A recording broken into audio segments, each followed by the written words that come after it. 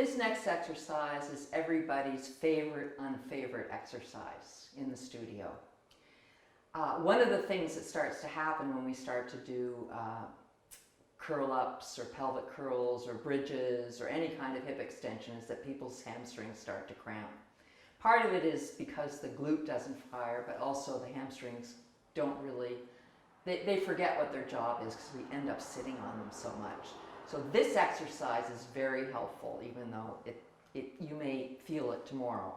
I want you to take your mat and you're going to fold it into about 2/3. I think it's nice to have something underneath the back of your head, and you're going to need a hand towel.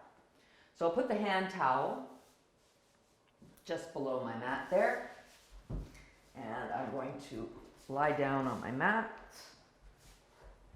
Something underneath the back of my head.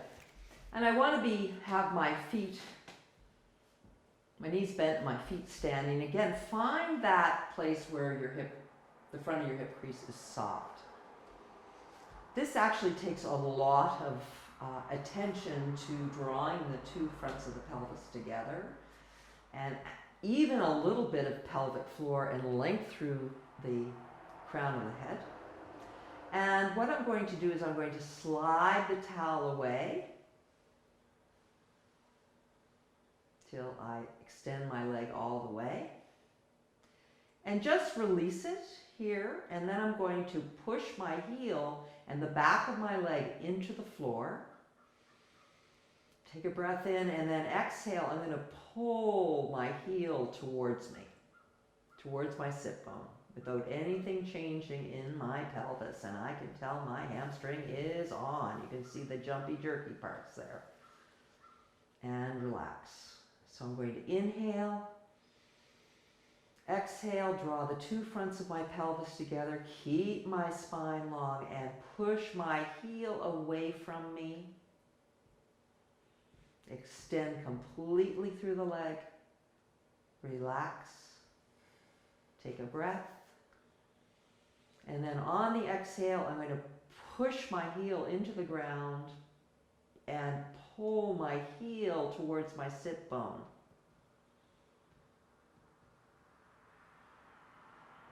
And this is making my hamstrings work.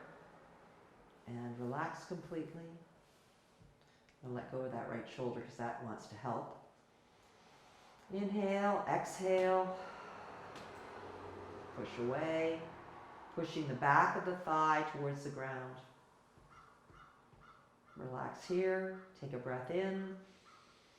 And then push the back of the leg in the ground, the heel into the ground, and then pull the heel in towards you as I keep that right shoulder relaxed. Now take a break here. Now, we can also, we were primarily working on the hamstring in the back of the leg. So now we want to work the lateral hamstring. So I will come out into a little bit of external rotation in the hip joint. It's going to be more challenging for me to stabilize my pelvis in this. I'm going to breathe in and I'm going to push the heel away. So my leg is externally rotated, my foot's turned out.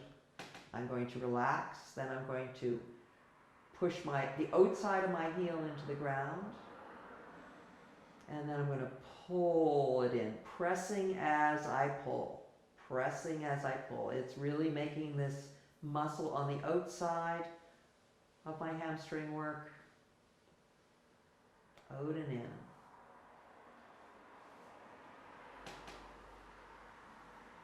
Staying stable through my pelvis, staying quiet in my spine.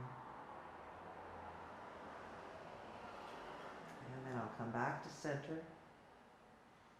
And then I'm going to internally rotate. So my knee is going to come towards my other knee. So I'm in an internal rotation. I'm going to be in the medial hamstring. And I'm going to push that out. And then I'm going to take a breath in.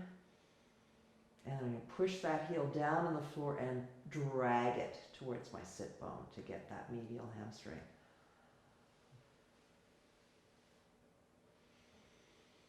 And push it out. And pull it in.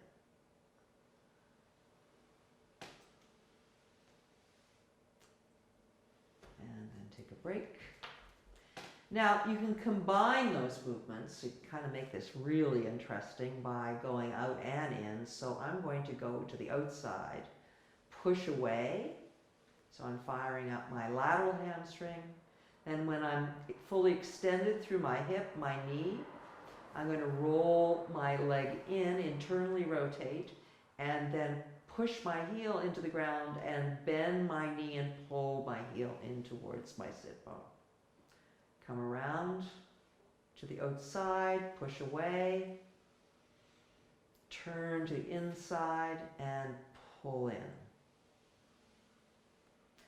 And then you can reverse it. So you're going to be in an internal rotation, push the leg away, then externally rotate the leg from the hip joint and pull it back in. And then give yourself a well-deserved rest with your legs extended.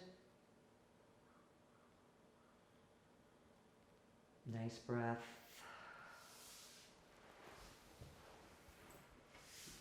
And of course, you want to do that on the opposite side. All of these exercises, and the magic is learning the sequence that you need to perform them in or practice them in. And that is just trial and error and getting down on the floor and doing your own movement practice, which I think is important for all of us to be doing on a regular basis. I really thank you for joining me and being interested in learning about your core and, more importantly, finding that support that helps you live your life.